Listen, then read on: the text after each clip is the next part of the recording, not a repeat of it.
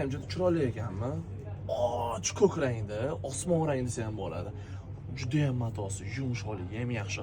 40-45 gradusda qo'rqmasa kiysangiz bo'ladi. Yoqalari ham bor, tugmachalari korичневый holatda. Mana belbog'i ham bor. Kengaytirsangiz va toraytirsangiz bo'ladi. Orqa tomoni skromniy va chiroyli.